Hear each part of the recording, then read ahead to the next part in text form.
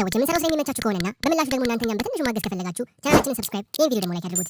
ታሪካችን የሚጀምረው የህንድ ዋና ከተማ በሆነችው ሙምባይ ከተማ ውስጥ ሲሆን በዛው ከተማ ውስጥ ነዋሪ የሆነችዋን የሕክምና ትምህርት ተማሪዋን ሱታኒን እያሳየን ነው።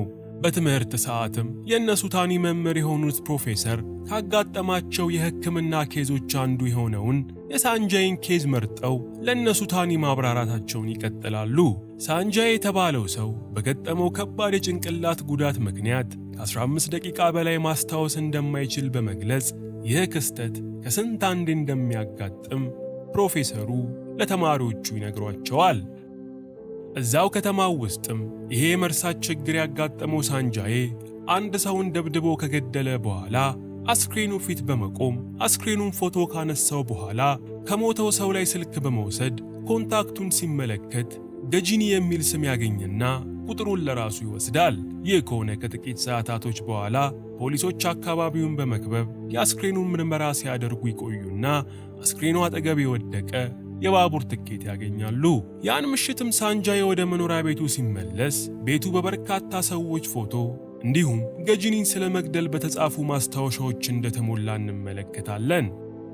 በቀጣይም ቀን ሳንጃይ ከእንቅልፉ ተነስቶ ሻወር ቤት በመግባት ልብሱን ሲያወልቅ ሰውነቱ በሙሉ የቀደመ ሕይወቱንና ማንነቱን በሚያስታውስ ንቅሳት ስለተሞላ ሳንጃይ እነሱን እያየ የረሳውን ነገር በሙሉ በማስታወስ ገጂኒ የተባለውን ሰው መበቀል እንዳለበት ያስታውሳል። በዛው ከተማ ባስ ስቴሽን ውስጥ ደግሞ መርማሪ አርጁን የተባለ ሰው የባስ ስቴሽኑን ኃላፊ ትላንትና ወንጀል ቦታ የተገኘውን የባስ ትኬት በማሳየት ምናልባት አጠራጣሪ ነገር አይቶ ከነበረ እንዲነግረው ይጠይቀውና ሰውየው ምንም ለየት ያለ ነገር እንዳላስተዋለ ለመርማሪው ይነግረዋል። ድንገት ግን በዚህ ሰዓት ኃላፊው ሳንጄን ከሩቅ ባስ ሲሳፈር አይቶት ይሄ ሰው ምሽት ላይ ባስ ስቴሽን ውስጥ እንዳየው በመናገሩ አርጁን ባሱ ላይ ሮጦ ለመድረስ ቢሞክርም ሳይሳካለት ይቀራል። ሆኖም ግን መርማሪ አርጁን ሳንጄ የሚኖርበትን ቦታ አጣርቶ በመድረስ ሳንጄን ሳያስበው ከኋላ መጥቶት ራሱን በማሳት ወንበር ላይ ካሰረው በኋላ ቤቱን መበርበር ይጀምራል። ከብዙ ፍተሻም በኋላ መርማሪ አርጁን የሳንጄን ዲያሪ ያገኝና ዲያሪውን ገልጦ ማንበብ ይጀምራል። በዚህም ጊዜ ታሪካችን የተወሰኑ ጊዜያትን ወደ ኋላ ይወስደንና በወቅቱ በጣም ሀብታምና ኤርቮይስ የተባለ የሞባይል ስልክ አምራች ካምፓኒ ባለቤት የነበረውን ሳንጄን ያሳየናል። ሳንጃዬ ህንድ አገር ውስጥ አሉ ከሚባሉ ቱጃሮች ተርታ ሲመደብ፣ ነገር ግን ራሱን ደብቆ የሚኖር ሰው ስለነበር ብዙም ሰው በመልክ እንደማያውቀው እንረዳለን። በተመሳሳይ ወቅትም ሙምባይ ከተማ ውስጥ በሚገኝ አንድ የማስታወቂያ ድርጅት ውስጥ የምትሰራን ካልፖና የተባለችን የደስደስ ያላትን ልጅ እንመለከታለን። ሳንጃይም ለድርጅቱ ማስታወቂያ መለጠፊያ ቦታ እንዲፈልጉ ሰዎቹን ያዛቸውና ሰዎቹም ከሁሉ አቅጣጫ በደንብ የሚያሳይ መለጠፊያ ስፍራ የካልፖና መኖሪያ ቤት አጠገብ ያገኛሉ። በቀጣዩም ቀን የኤርቮይስ ድርጅት ኃላፊ በሳንጃይ ተልከው ካልፖና የምትሰራበት ቦታ በመምጣት ኮሊ የተባለውን የካልፖናን አለቃ ከየት እንደመጡ በመንገር ኃላፊያቸው ሳንጃይ ወደ ካልፖና ልኳቸው እንደመጡ ይነግሩታል። ኮሊም የዞረበት ሰው ስለነበር ሳንጃይ ለካልፖና የፍቅር ጥያቄ ለመጠየቅ ሰዎቹን የላከ መስሎት ወዲያውኑ ከካልፖና ጋር ያገናኛቸዋል። ካልፖናም የሳንጃይ ሰዎች ከቤቷ አጠገብ ቢልቦርድ ለመለጠፍ ሲጠይቋት እሷ ግን ፍቃደኛ እንዳልሆነች ገልጻ እምቢ በማለት ከቢሮዋ ታስወጣቸዋለች። ወዲያውኑ ግን ሳንጃይ ካልፖናን ለፍቅር ጠየቃት የሚለው ወሬ በመሰራጨቱ ካልፖናም ትንሽ ለመጎረር አስባ የፍቅር ጥያቄውን በመከራ እንደተቀበለችው ማውራቷን ትቀጥላለች። ያማታልን። በዚህም ጊዜ ታዲያ ካልፖና የሳንጃይ ፍቅረኛ እንደሆነች መታሰቡን ተከትሎም ከበፊቱ ጊዜዋ በበለጠ ብዙ የማስታወቂያ ሥራዎችን በመስራት ዝናዋ እየናኘ መምጣት ይጀምራል። ይህንንም ተከትሎ ሳንጃይ ጋር ስለ ፍቅረኛህ ንገረን የሚሉ የስልክ ጥሪዎች ስለበዙበት ሳንጃይ እንደዚህ ብላ የምታስወራዋን ቀጣፊ ለማጋፈጥ ወደምትሰራበት ቦታ በቀጥታ ያመራል። እዛም ሊደርስ ሲል መንገድ ላይ ካልፖና አካል ጉዳተኛ ተማሪዎችን ስታግዝና ስትረዳ መኪናው ውስጥ ሆኖ ይመለከትና ወዲያውኑ በልጅቷ ቅንነት ሳያስበው ይማረካል። ሳንጂም ካልፖና ወደምትሰራበት መስሪያ ቤት ሊገባ ሲል እንዳጋጣሚ ከካልፖና ጋር ተገናኝቶ ካልፖና ማንነቱን ሳታውቅ ስታወራው ከቆየች በኋላ የሳንጂ ፍቅረኛ እንደሆነች በኩራት መቦትረፏን ትቀጥላለች። ሳንጄም ትክክለኛ ማንነቱን ሳይነግራት ስሙ ሳቺን እንደሆነና ለማስታወቂያ ሥራ እንደመጣ ሲገልጽላት ካልፖናም ሥራ ሲኖር እንደምትጠራው ነግራው ስልክ በመቀያየር ተሰነባብተው ይለያያሉ። ከጥቂት ቀናት በኋላም ካልፖና ለሳንጄ በመደወል አንድ የቡታንታ ማስታወቂያ ላይ በተጠባባቂ አክተርነት እንዲሰራ ትነግረውና ሳንጄም ካልፖና ጋር ይመጣል። መንገድ ላይም ተገናኝተው ዋናው አክተር በመምጣቱ ምክንያት የሱ ቀረጻ እንደቀረ አስረድታው ያን ዕለት ሁለቱም ጊዜያቸውን አብረው ያሳልፋሉ። ካልፖናም መንገድ ላይ ለምታገኛቸው አካል ጉዳተኛና ድሃ ሰዎች በሙሉ ፍቅር ስትሰጥ እንዲሁም ስትንከባከባቸው ሳንጄ ተመልክቶ ከበፊቱ በበለጠ በፍቅሯ ተጠልፎ ቁጭ ይላል። ከዚህም በኋላ ካልፖናና ሳንጄ የተገናኙ አብሮ ጥሩ የሚባሉ ቀናቶችን ማሳለፍ እንዲሁም ከልብ እየተግባቡ መምጣት ይጀምራሉ። ከዕለታት አንድ ቀንም የካልፖና አለቃ ኮሊ ካልፖናን ቢሮ ጠርቶ ከነገ ወዲያ በድርጅታቸው ውስጥ ትልቅ ፓርቲ ስለተዘጋጀ ፍቅረኛዋ ሳንጄን ይዛው እንድትመጣ ያሳስባታል። ካልፖናም ሳክሷ ሊባነንባት እንደሆነ በማሰብ በጣም አብዝታ ስትጨነቅ ብትቆይም በቀጣዩ ቀን ግን አንድ የተመታ ጓደኛዋን ፍቅረኛዋ ሳንጄን መስሎ እንዲተውንላት ቤቷ እያለማመደችው ሳለ ትክክለኛው ሳንጃዬ ለቤቷ ይመጣል። ካልፖናም ትክክለኛውን ሳንጄን ካስመሳዩ ሳንጄ ጋር ስታስተዋውቃቸው ጊዜ ትክክለኛው ሳንጃዬ የእሱን አስመሳይ ተመልክቶ ፍርፍር ብሎ መሳቅ ይጀምራል። ካልፖናም ነገሩ እንደተባነነባት ገብቷት ሳንጄ የተባለውን ሰው አግኝታው እንደማታውቅ ለራሱ ከነገረችው በኋላ ትክክለኛውን ሳንጃዬን እንደ ሳንጄ ሆኖ እንዲተውንላት ስትጠይቀው ሳንጄም ትክክለኛ ማንነቱን በመደበቅ ወዲያውኑ ይስማማል። የፓርቲው ዕለት ምሽትም ሳንጃዬ እንደ መንሱር ጀማል ሽቶውን አርከፍክፎና ዝንጥ ብሎ ፓርቲው ላይ በመምጣት ካልፖናን እንደ ፍቅረኛው መንከባከብ ይጀምራል።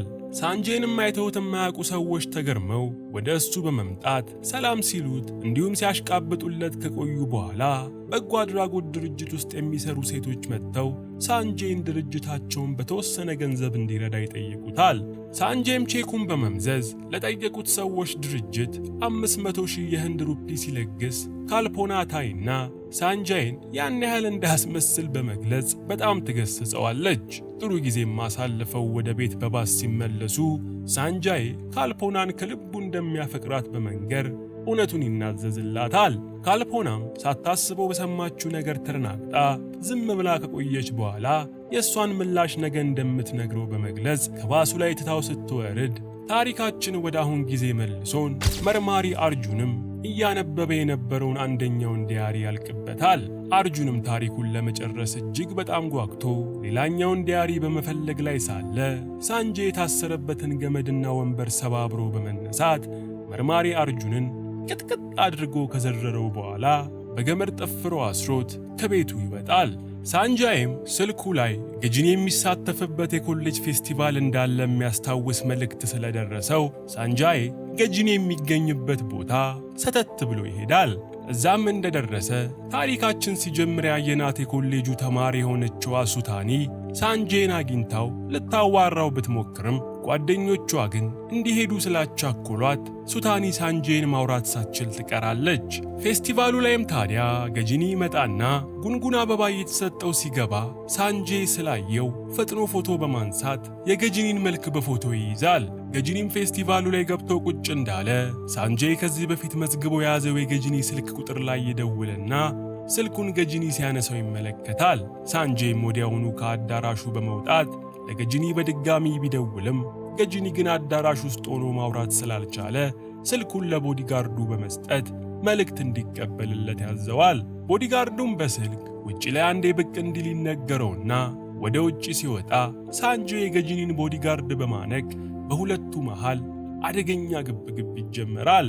ከብዙ ትግል በኋላ ግን ገጂኒ ቦዲጋርዱን ቢገርለውም ነገር ግን የገደለው ሰው ገጂኒ እንዳልሆነ የገጂኒን ፎቶ ደግሞ በማየት ያረጋግጣል። ወዲያውኑ ግን ገጂኒ ከቦዲጋርዶቹ ጋር ሆኖ መኪና ማቆሚያ ቦታ በመምጣት ሳንጄ ላይ ቢተኩስም ሳንጄ ግን እግሬ አውጭኝ ብሎ ከአካባቢው ያመልጣል። ገጂኒም ሳንጄ አይቶት ባይለየውም እንኳን ሊሞት የሚያጣጥረው ቦዲጋርዱ ግን ከ2 ዓመት በፊት የገደሉት ሰው ተመልሶ እንደመጣ ገልጾ ወዲያውኑ ይሞታል። ገጂኒም አሁንም ሳንጄን ሊያስታውሰው ስላልቻለ የሱን ሰዎች ከ2 ዓመት በፊት የፈጸሙትን ወንጀሎች በማስታወስ የቀረሰው ካለ እንዲፈጇቸው ቀጭን ትዕዛዝ ያስተላልፋል። በቀጣይም ቀን የኮሌጇ ተማሪ ሱኒታ ሳንጄን ልታናገረው በመፈለግ አድራሻውን አፈላልጋ ቤቱ ብትሄድም ቤቱ ግን ክፍት በመሆኑ ገብታ ዙሪያዋን ማየት ትጀምራለች። ቤት ውስጥም በርካታ ፎቶዎችን እንዲሁም ገጂኒ የተባለውን ሰው ስለ መግደል የተጻፉ ጽሑፎችን ታገኝና ተጨማሪ መረጃ ፍለጋ ቁምሳጥን ስትከፋፍት መርማሪ አርጁንን በገመድ ታስሮ ታገኘዋለች። ሱታኒም በድንጋጤ የአርጁንን ገመድ እንደፈታችለት ሳንጄ ስለመጣባቸው ሁለቱም በድንጋጤ ከቤት በመውጣት ሲሮጡ ሳንጄ ሁለቱንም ከኋላ መከተል ይጀምራል። በሩጫቸው መሃል ግን አርጁን ባልታሰበ የመኪና አደጋ ተጋጭቶ ሲሞት ሱታኒ ግን ማምለጧን ትቀጥላለች። ሳንጄም ሲሮጥ ቆይቶ ሱታኒ ላይ ቢደርስባትም ነገር ግን የመርሳት በሽታው ተነስቶ ለምን እያሳደዳት እንደነበር ይጠፋበታል። ሱታኒም ይህንን አጋጣሚ በመጠቀም ከሳንጄ በመሸሽ ከአካባቢው ታመልጣለች። ገጂኒም በበኩሉ ከዚህ በፊት ገድሎ ያልጨረሳቸውን ጠላቶቹን እያሳደደ ቢፈጅም ነገር ግን አሁንም ድረስ ተረጋግቶ መቀመጥ ይሳነዋል። እንደ አጋጣሚም ሆኖ የገጂኒን ወንጀለኛነት የማታውቀው ሱኒታ በቀጥታ እሱ ጋር በመምጣት ሳንጄ የተባለ የመርሳት በሽታ ያለበት ሰው ሊገድለው እያሴረ ስለሆነ እንዲጠነቀቅ ስታሳውቀው ገጂኒም ሳንጄ የተባለ ሰው ማንነት ትዝ ይለዋል። ያን ምሽት ግን ሳንጃዬ የገጂኒን ቤት ቀድሞ በማግኘት ሊገድለው ቤት ውስጥ ይገባል። ሱኒታም ምን አዲስ ነገር አለ በማለት የገጂኒ የቤት ስልክ ላይ ስትደውል ሳንጄ ስልኩን ያነሳባታል። ሱኒታም እያዋራው ያለው ገጂኒ መስሏት ስለ ሳንጄ ብዙ ነገሮችን መለፍለፏን ስትቀጥል ሳንጄ ይሰማና አሁን ያለችበትን አድራሻ ይጠይቃታል። ሱኒታም የሚያዋራት ሰው ገጂኒ እንደሆነ አስባ አድራሻዋን ስነግረው ሳንጃይም በፍጥነት ወደ ተሰጠው አድራሻ በማምራት ከሱኒታ ጋር ሊፍት ውስጥ ፊት ለፊት ይገናኛል። ሳንጄም ሱኒታን አንገቷን በማነቅ ሊገድላት ቢሞክርም ሱኒታ ግን የሞት ሞቷን ሳንጄን ሊፍት ውስጥ እንዳለ በሩ እንዳይከፈትለት አድርጋ እሷ ለጥቂት ታመልጣለች። ሱኒታም ወዲያውኑ ለፖሊሶች ደውላ ሳንጄን በቁጥጥር ስር ታሱለውና ፖሊሶች ለማሰር አስቸጋሪ የሆነውን ሳንጄን ማደንዘዣ ወቅተው ራሱን በማሳት ይወስዱታል። ከዚህም በኋላ ሱኒታ ከሳንጄ ቤት የሳንጄን ዲያሪዎች ሰርቃ ወስዳ ስለነበር ከጓደኞቿ ጋር በመሆን ታሪኩን ማንበብ ትጀምራለች። ታሪካችንም በዚህ ሰዓት በድጋሚ ወደ ኋላ ይወስደንና ካልፖና ሳንጄን በድጋሚ በማግኘት ትላንት ያቀረበላትን የፍቅር ጥያቄ እንደተቀበለችው ስትነግረው እናያለን። ሳንጁም ትክክለኛ ማንነቱ ከመገለጹ በፊት አብረው የተወሰኑ ጊዜዎችን ለማሳለፍ በመወሰን ምንም ሳይላት ይቀራል።